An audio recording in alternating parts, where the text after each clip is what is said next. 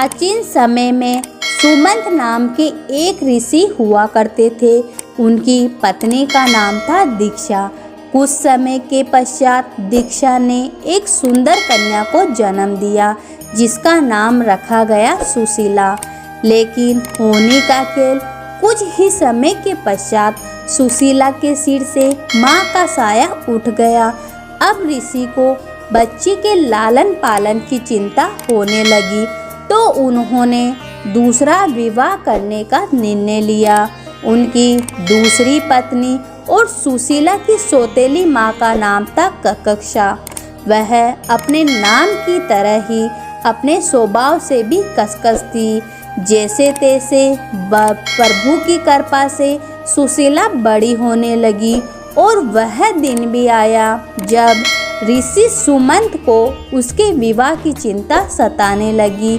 काफी प्रयासों के पश्चात कोणी के ऋषि से सुशीला का विवाह संपन्न हुआ। लेकिन यहाँ भी सुशीला को दरिद्रता का ही सामना करना पड़ा। उन्हें जंगलों में भटकना पड़ रहा था। एक दिन उन्होंने देखा कि कुछ लोग अनंत भगवान की पूजा कर रहे हैं और हाथ में अनंत रक्षा सूत्र भी बांध रहे हैं। सुशीला ने उनसे अनंत भगवान की उपासना के व्रत के महत्व को जानकर पूजा की विधि विधान पूछा और उसका पालन करते हुए अनंत रक्षा सूत्र अपनी कलाई पर भी बांध लिया। देखते ही देखते उनके दिन फिरने लगे। कोणिके ने ऋषि में अहंकार आ गया कि यह सब उन्होंने अपनी मेहनत से निर्मित किया है।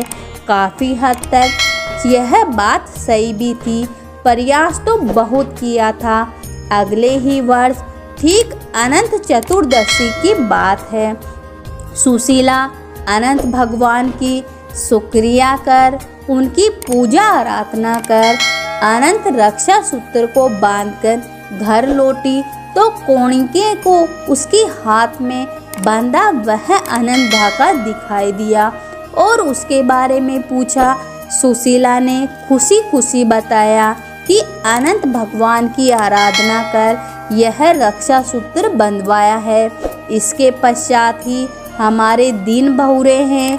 इस पर कोणिके खुद को अपमानित महसूस करने लगे कि उनकी मेहनत का सारा से सुशीला अपनी पूजा पाठ को दे रही है। उन्होंने उस धागे को उतरवा दिया।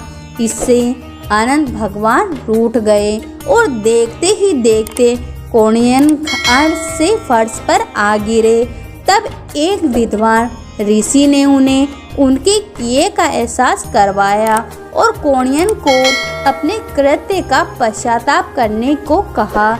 लगातार 14 वर्षों तक उन्होंने अनंत चतुर्दशी का उपवास रखा। उसके पश्चात भगवान श्री हरि प्रसन्न हुए और कोणियन व सुशीला फिर से सुखपूर्वक रहने लगे। मान्यता है कि पांडवों ने भी अपने कष्ट के दिनों में अनंत चतुर्दशी का व्रत किया था, जिसके पश्चात उन्होंने कौरवों पर विजय हासिल की थी।